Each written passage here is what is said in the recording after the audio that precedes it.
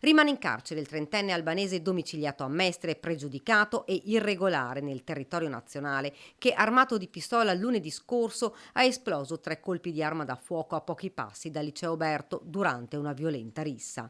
Nel corso dell'interrogatorio di garanzia non ha risposto alle domande del magistrato, ma ha rilasciato alcune dichiarazioni spontanee. Lui ha, sostanzialmente spiegato il motivo per cui ha usato, quell'arma a mero scopo difensivo dopo aver subito l'aggressione da parte di 4 soggetti, peraltro e non 3 come originariamente si era detto. Dal video si vede che sono 4, soggetti che aggredivano il mio assistito, lo zio e l'altro amico, e dice che nel momento in cui, ha visto che appunto c'erano questi coltelli e che lo zio era stato gravemente accoltellato, ha deciso di prendere questa pistola, di tirarla fuori e sparare dei colpi. In ospedale lo zio del trentenne, operato la stessa notte dell'aggressione, e un amico che potrebbe essere dimesso nelle prossime ore e per il quale potrebbe scattare un fermo. Una rissa sanguinosa scoppiata verosimilmente per una donna. Nessun motivo legato alla droga, ci spiega il legale del trentenne. A fuggire dal luogo della violenza 4 connazionali.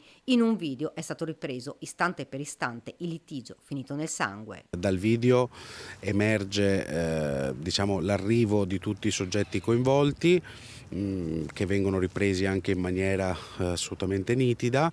Si vede l'inizio della colluttazione, dopodiché la scena si sposta fuori campo, quindi si perdono le fasi salienti, diciamo, di quella colluttazione. Si vede poi oggettivamente il mio assistito con l'arma che esplode quei colpi d'arma da fuoco, non all'indirizzo, lo ribadisco, questo è importante, dei contendenti, ma solo al fine di disperdere, diciamo, la folla. Dopo aver esploso i colpi con una pistola a salve clandestina ma modificata per sparare, il trentenne è stato raggiunto dai 4 albanesi che con un calcio lo hanno disarmato e poi lo hanno colpito con un coltello. Poi sono fuggiti. La custodia in carcere è motivata dal pericolo di fuga e reiterazione del reato. L'uomo è accusato di rissa, detenzione abusiva di arma, danneggiamento ed esplosione di colpi. L'avvocato Serpico ha già annunciato che farà ricorso contro l'ordinanza.